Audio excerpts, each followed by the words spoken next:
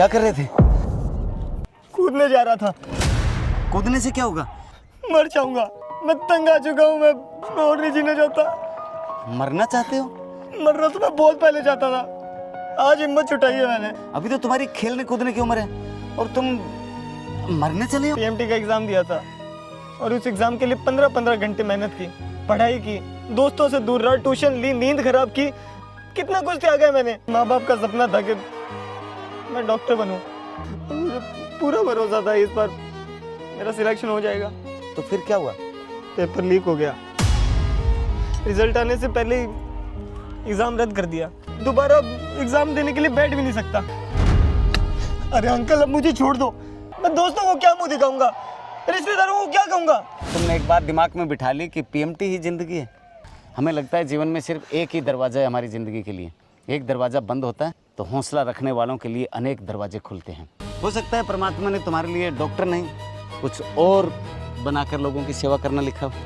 पर अंकल, मेरे पास और कोई रास्ता नहीं है। यही तो तुम्हारी गलतफहमी है। पता नहीं आगे जाके कौन से रास्ते पे आगे चल के तुम्हें देश और दुनिया में नाम रोशन करना है। अभी तो तुम्हारी उम्र ही क्या है। उन्होंने मेरे पीछे इतने सारे पैसे खर्च किए हैं, इतनी उम्मीद रखी, कैसे बताऊं कि उनका बेटा हार गया?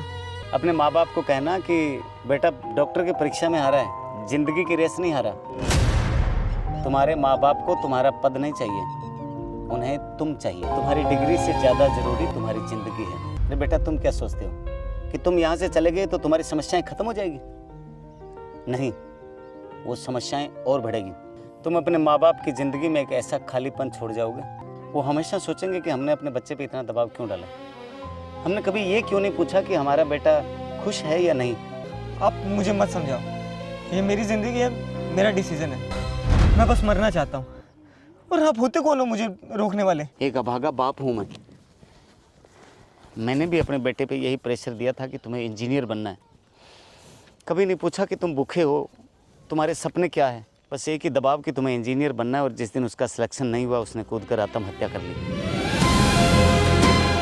मैं नहीं चाहता कि तुम्हारे माँ बाप भी मेरी तरह सारी ज़िंदगी के लिए पछताएं। मुझे माफ़ करना अंकल, मुझे पता नहीं था कि आप पे इतना कुछ बीता है। मैं समझ गया, मैं नई शुरुआत करूँगा, एक अच्छा जीवन जीऊँगा।